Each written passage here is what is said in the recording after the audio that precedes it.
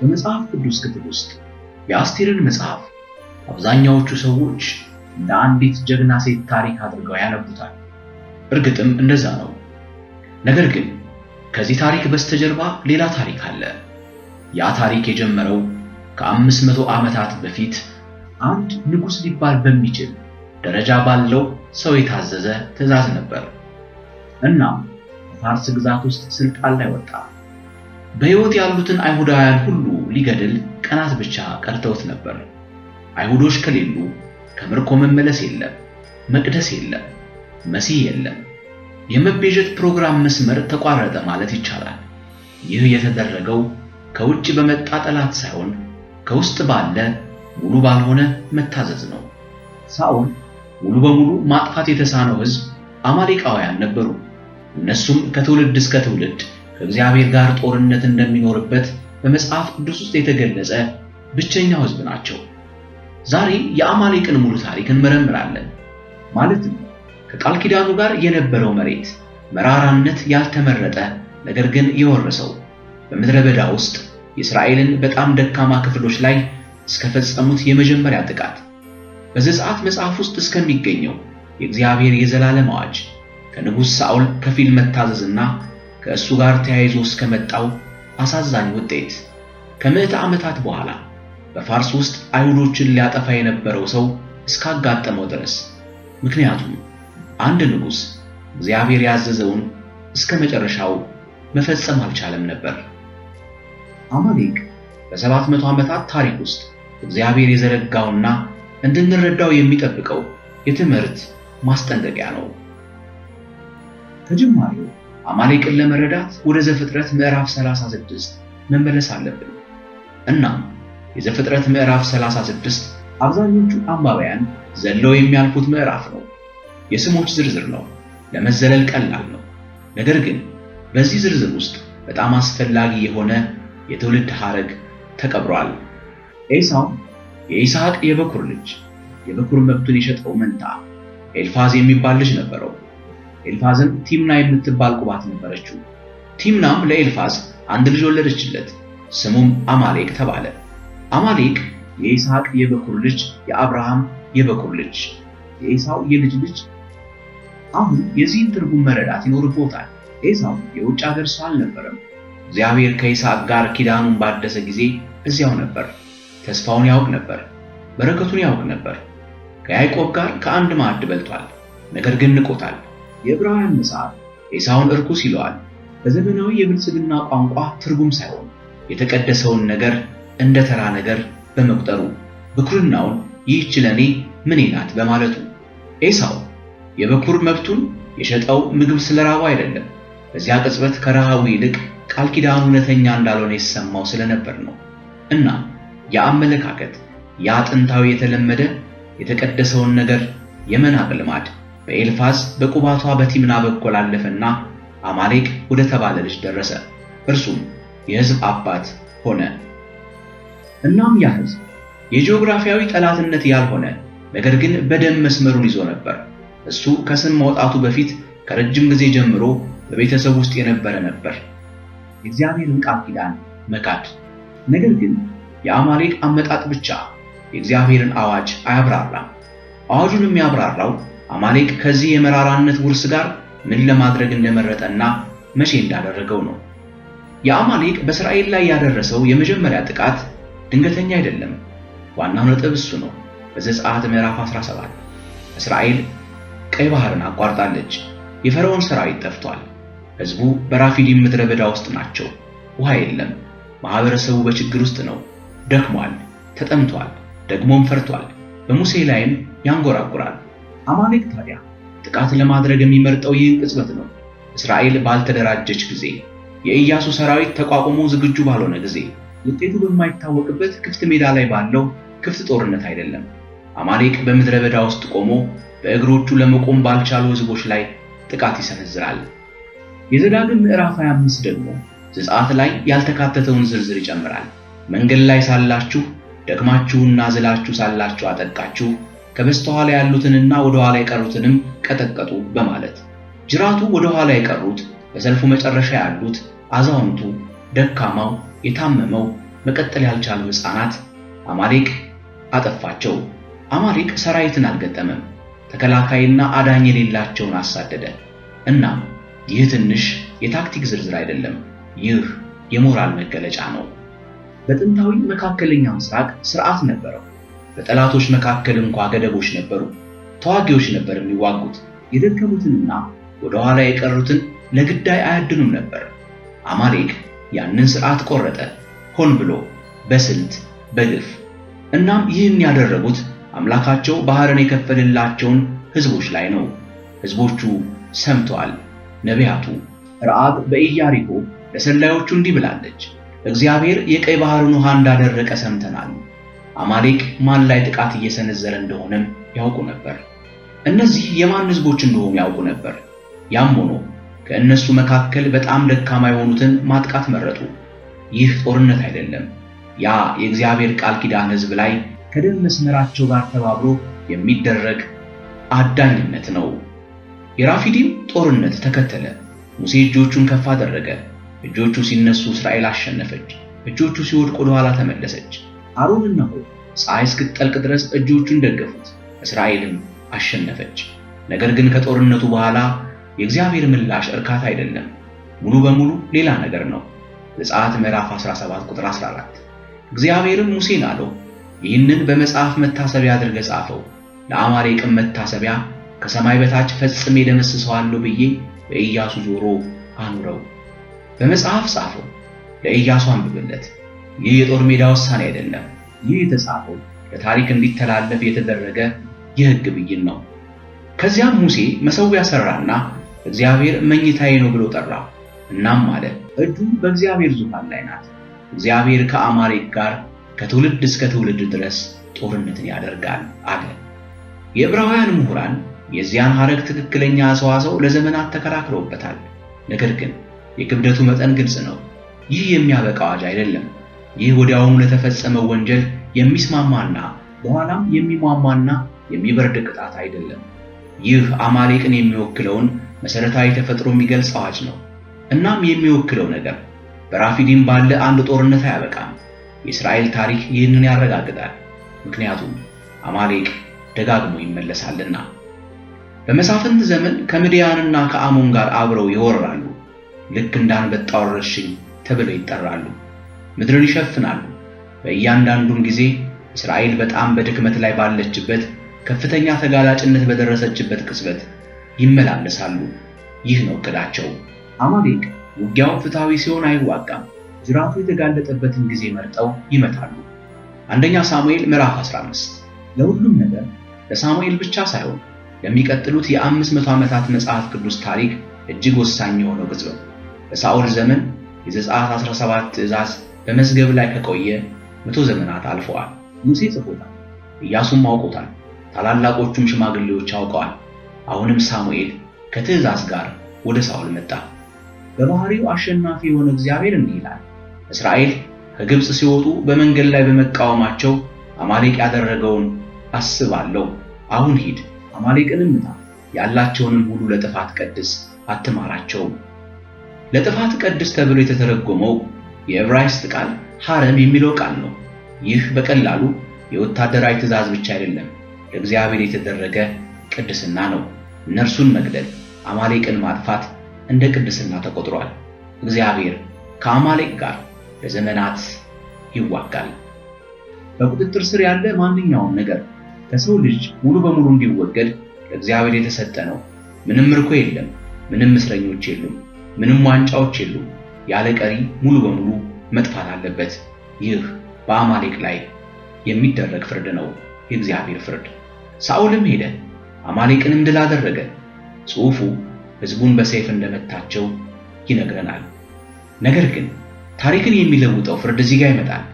ነገር ግን ሳኦልና ሕዝቡ ከበጎችና ከላሞች ከሰቡት ጥጆችና ከጠቦቶች እንዲሁም መልካም ከሆኑት ሁሉ የተሻለውን ምርኮ አደረጉ፣ ሌሎችንም ፈጽመው አጠፏቸው።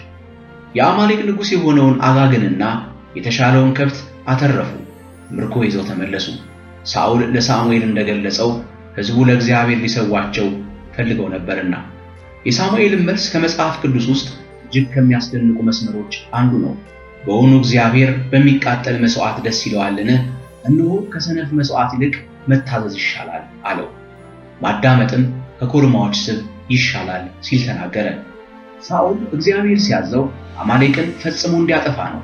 ንብረታቸውንም ምርኳቸውንም እንዲያጠፋ እንዲያወድም ነው። ምንም መታሰቢያ አልፈለገም። ሳኦል እግዚአብሔር ካዘዘው አብዛኛውን አደረገ። አብዛኛውን አማሌቅን አጠፋ። አብዛኛውን ንብረትም አመጣ። ነገር ግን አጋግን በሕይወት ትቷል። የተሻለውን ከብትም አስቀርቷል። በቀላሉ በአብዛኛው ሙሉ በሙሉ ታዘዘ። ሳኦል በእርሱ ምልከታ ለእግዚአብሔር ሙሉ በሙሉ እንደታዘዘ አስቧል። ሳሙኤል ግን እንዲህ አለ፣ ይህ መታዘዝ አይደለም አለው። ከዚያም አጋግን አውጥቶ ገደለው። ለሳኦልም የሳኦልን ንጉሥነት ዕጣ ፈንታ የሚዘጋበትን ቃል እንዲህ ሲል ነገረው፣ እግዚአብሔር ዛሬ የእስራኤልን ንግሥና ካንተ ወስዷል፣ ካንተም ለሚሻለው ለባልንጀራህ ሰጥቼዋለሁ ይልሃል አለው።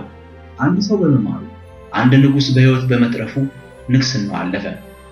መጽሐፍ ቅዱስን እንደ አንድ ሞራላዊ ታሪኮች ስብስብ ሳይሆን እንደ አንድ የተዋሃደና ታሪካዊ ቁም ነገር ያለው ሰነድ አድርገው የሚያጠኑ ከሆነ ይህ ቻናል ለእርሶ ይጠቅማል። ሰብስክራይብ ያድርጉና የደወል ምልክቷን ይጫኑ። ምክንያቱም ስለ አጋግ ዘር ልንነግራችሁ የተዘጋጀነው ነገር ከመጽሐፍ ቅዱስ ውስጥ እጅግ አስደንጋጭ ከሆኑ የታሪክ ሐውልቶች አንዱ ነውና።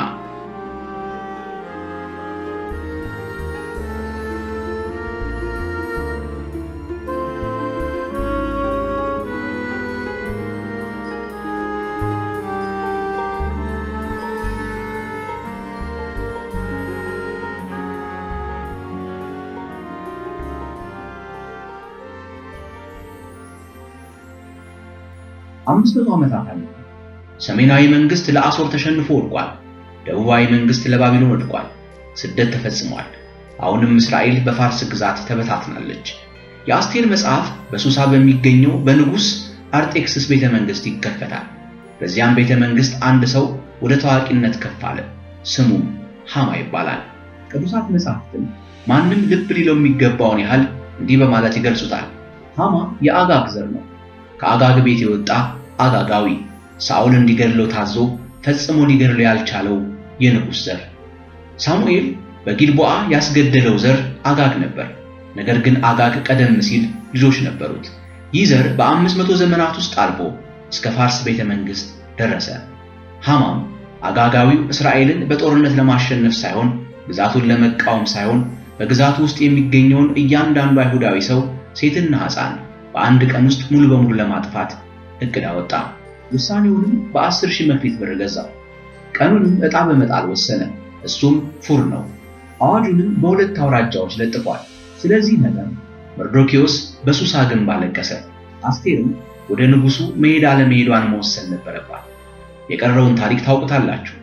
ነገር ግን እዚህ ላይ በግልጽ ሊነገር የሚገባው አንድ ነገር አለ። እቅዱ ሊሳካ ትንሽ ቀርቶት ነበር። ቀኑ ተወስኗል። አዋጁም በንጉሥ ቀለበት ታትሟል። አውራጃዎቹም ተነጋግረዋል። አስቴር ወደ ንጉሡ ባትሄድ ኖሮ፣ መርዶክዮስም ባይኖር ኖሮ እስራኤል፣ ይሁዳ በሙሉ ያልቅ ነበር። ንጉሡ ዘንጉን ባይዘረጋላቸው ኖሮ በፋርስ ግዛት ውስጥ በ480 ቅድመ ልደተ ክርስቶስ የነበሩ የአይሁድ ሕዝቦች አይኖሩም ነበር። ወደ ኢየሩሳሌም መመለስ አይችሉም ነበር። ነህምያ፣ ዘሩባቤል እንደገና የተሰራው መቅደስ ከዳዊት እስከ ቤተልሔም የሚደርሰው የትውልድ ሐረግ አይኖርም ነበር። የመሲሁ የዘር ግንድ፣ የማዳን መንገድ፣ የቤዛነት ድልድዩ ይሰበር ነበር። አንዱ ንጉሥ ሳኦል እግዚአብሔር ያዘዘውን ፈጽሞ መጨረስ ስላልቻለ ይህ ሁሉ በእነርሱ ላይ ሊሆን ነበረ። አጋግ ሕያው ሆኖ በመቅረቱና አንድ ሰው ከተጠረገው ጥፋት በመትረፉ ብቻ የመሲሁ የደም መስመር ሊጠፋ ተቃርቦ ነበረ። አሁን የነገረ መለኮቱን ጥያቄ በቀጥታ መጋፈጥ ይኖርብናል። ምክንያቱም የዘመናችን አንባቢያን ብዙ ጊዜ ጥያቄ የሚያነሱበት ይህ ስለሆነ ነው። እግዚአብሔር በአማሌቅ ላይ የሰጠው ፍርድ ትክክለኛ፣ ፍትሃዊ ነበርን?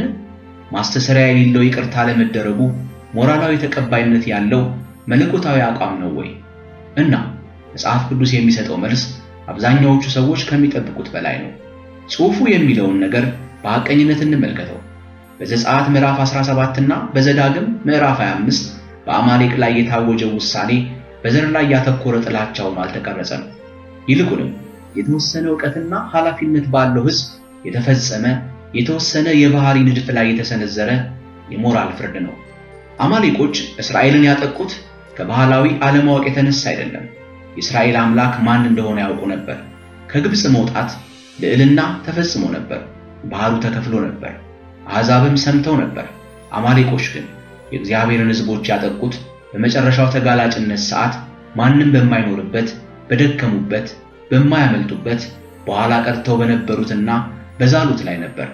እነሱ የማን ሕዝቦች እንደሆኑ እያወቁ በሰዎቹ ላይ ጥቃት ሰነዘሩ። ይህም እግዚአብሔርን መናቅ ነበር። ይህንን ድርጊት ደግሞ ደጋግመው ፈጸሙት፣ በየዘመናቱ አደረጉት።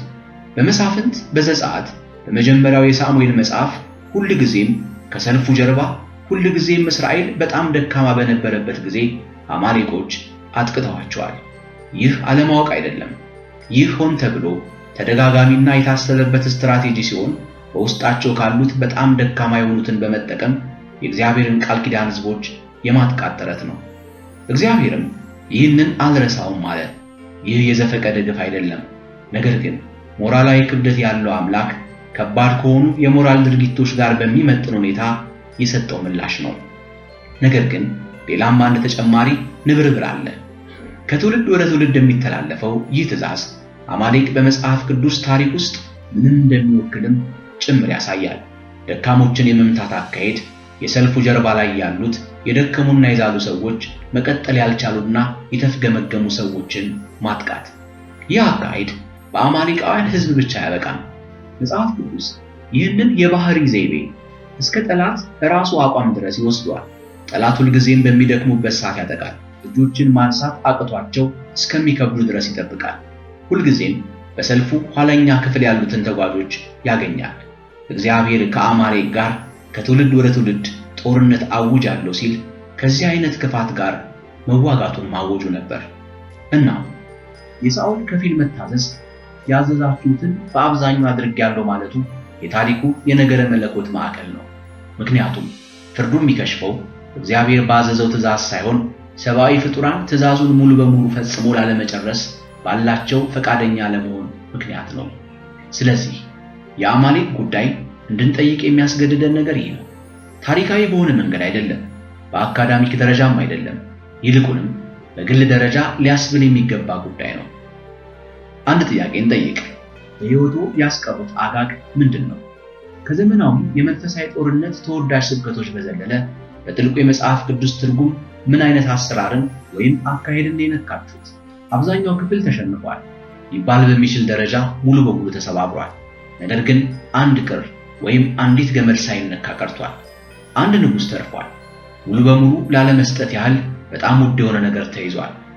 ሳኦል የተሻሉ እንስሳትን አስቀርቷል፣ ምክንያቱም ለእግዚአብሔር ሊቀርቡ ይችላሉ በሚል ምክንያት። ይህ በመጽሐፍ ቅዱስ ውስጥ የሚገኝ እጅግ ቅዱስ የሚመስል ሰበብ ነው። ትእዛዝ ተሰጥቶት ሊያጠፋው የነበረውን ነገር መስዋዕት አድርጎ ሊጠቀምበት ፈለገ።